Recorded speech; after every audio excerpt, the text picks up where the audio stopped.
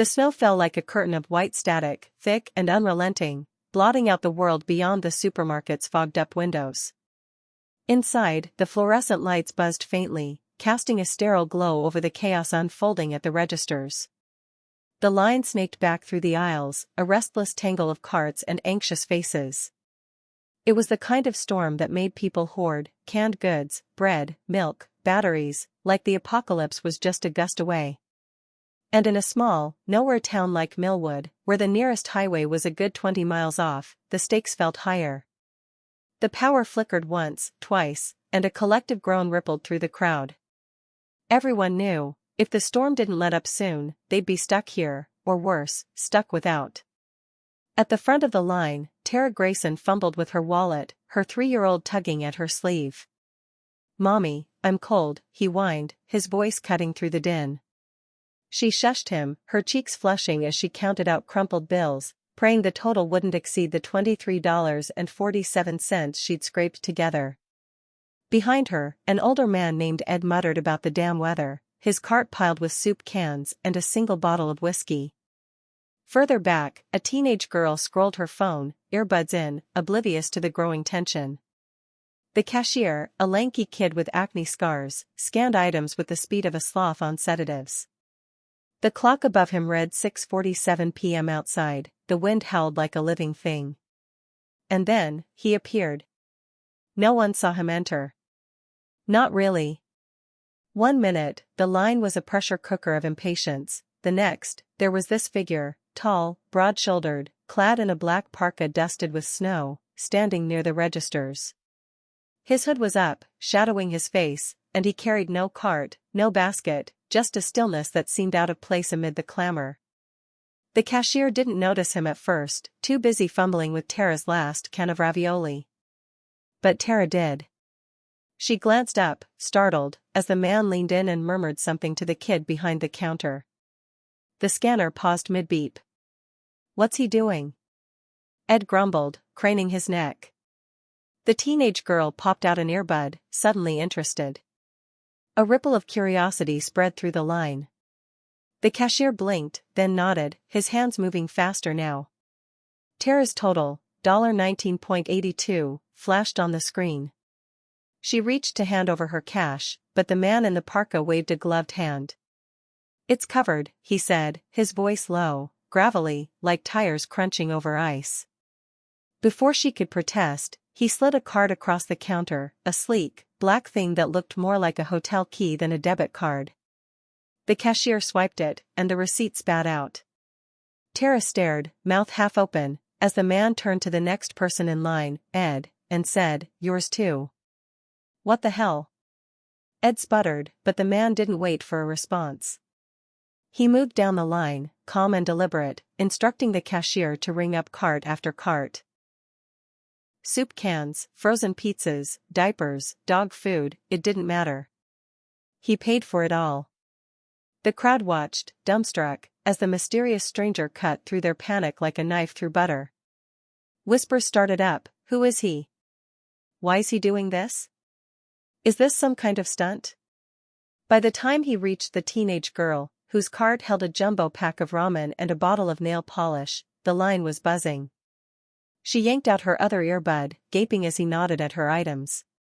"You don't have to," she started, but he cut her off with that same quiet, "It's covered."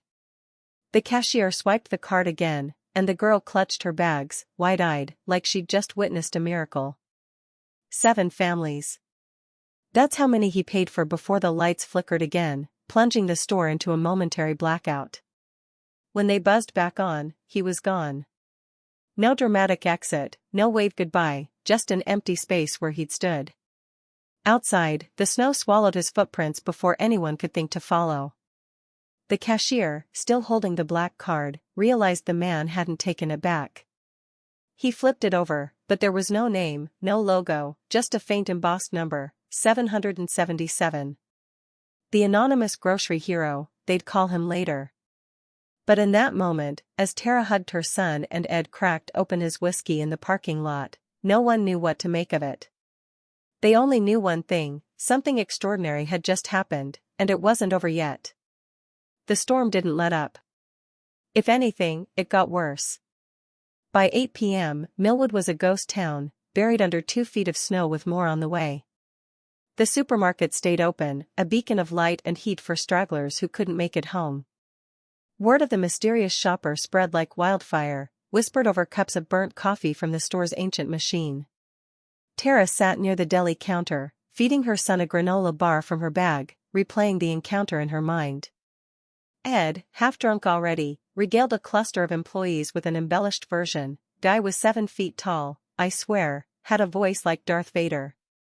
The teenage girl, whose name was Mia, posted about it on X. Some dude just paid for everyone's groceries in the middle of this blizzard. No cap. Who is this guy? Hashtag Millwood Mystery. Her post got 13 likes and a handful of skeptical replies, pics or it didn't happen, but she had no proof, just the memory of that hooded figure and the black card. Back at the registers, the cashier, whose name tag read Kyle, stared at the card like it was a winning lottery ticket. He'd tried swiping it again, experimentally, on a pack of gum. It worked. No limit, no decline. His manager, a wiry woman named Deb, snatched it from him. Don't mess with that, she snapped. Whoever he was, he'll be back for it. But Kyle wasn't so sure. The guy hadn't even glanced at the card after handing it over, like it meant nothing to him. By morning, the snow had slowed, but the roads were still impassable. The local news caught wind of the story. Anonymous Samaritan saves the day in Millwood blizzard, and a reporter showed up, shivering in a parka of her own, to interview the witnesses. Tara told her about the man's quiet generosity, how he'd looked right at her son when he said, "It's covered," like he knew they were struggling. Ed claimed the guy had an aura, like a saint or something. Mia just shrugged and said, he was kinda hot, in a mysterious way. The reporter, a sharp-eyed woman named Lena, smelled a bigger story. She took the card from Deb, promising to return it, and ran it through every database she could access. Nothing. No bank, no issuer, no trace. Just that number, 777. She posted a photo of it on X, tagging local officials and asking for tips. The post blew up, hundreds of retweets, theories ranging from secret billionaire to government experiment. Someone even suggested it was a PR stunt by the supermarket chain, but Deb shot that down fast. We don't have that kind of budget. Meanwhile, the people he'd helped couldn't stop talking about him. Tara used her groceries to make a warm meal for her son, the first in days that didn't come from a food pantry. Ed shared his soup with a stranded trucker parked outside. Mia cooked ramen for her little brother, who'd been home alone during the storm. Small acts, rippling outward. And yet, the question lingered, who was he?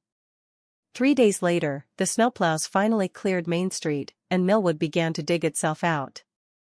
Lena, the reporter, hadn't given up. She tracked down security footage from the supermarket, grainy and black and white, but it showed the man in the parka moving through the line. His face stayed hidden, but there was something deliberate in his gait, like he'd done this before. She zoomed in on the card as he handed it over, still no clues, just that enigmatic 777. Then, a break.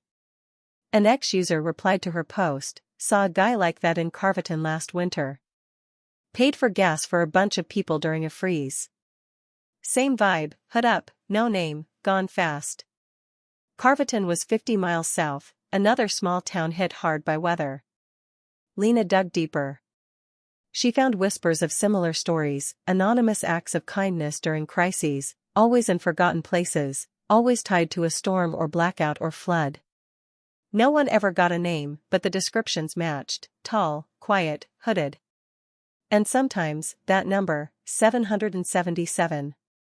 She started calling him the Triple Seven Samaritan in her articles, and it stuck. The story went viral, national outlets picked it up, speculating about his identity. A tech mogul gone rogue? A vigilante with a trust fund? A ghost? Millwood became a blip on the map, flooded with curious outsiders who braved the melting snow to see where it happened. The supermarket put up a sign, home of the 777 Samaritan. Kyle got a raise for no reason other than being there. But Tara, Ed, and Mia, they didn't care about the hype. For them, it was personal. Tara kept the receipt from that night, tucking it into her son's baby book. Ed stopped grumbling so much, started tipping better at the diner. Mia ditched her earbuds more often, talked to people. The stranger hadn't just paid for their groceries, he'd shifted something in them, something they couldn't name. Weeks turned into months, and the storm faded into memory. Spring came to Millwood, tentative and green, thawing the last of the ice. Lena's investigation hit a dead end. The 777 Samaritan was a shadow, uncatchable. The black card sat in a drawer at the newsroom, untouched but not forgotten. Life moved on. Then, on a quiet March evening, Tara was at the supermarket again. No storm this time, just a routine trip for milk and bread. She was at the register, counting out change, when she heard a low, gravelly voice behind her. "It's covered." She froze, her heart lurching. She turned, but he was already moving, hood up, headed for the door. The cashier swiped a familiar black card, and Tara caught a glimpse of it, 777. "Wait," she called, but the snow-dusted parka disappeared into the dusk. She ran after him, clutching her bags, but the parking lot was empty, the air still. Back inside, the cashier handed her the receipt, bewildered. "He said to tell you keep going," he mumbled. Tara stood there, the words sinking in. She didn't know who he was, or why he kept showing up in the nick of time. But as she walked home under a sky streaked with pink, she felt a quiet certainty that the anonymous grocery hero, the 777 Samaritan, was out there still, watching, waiting for the next storm. And maybe, just maybe, he always would be.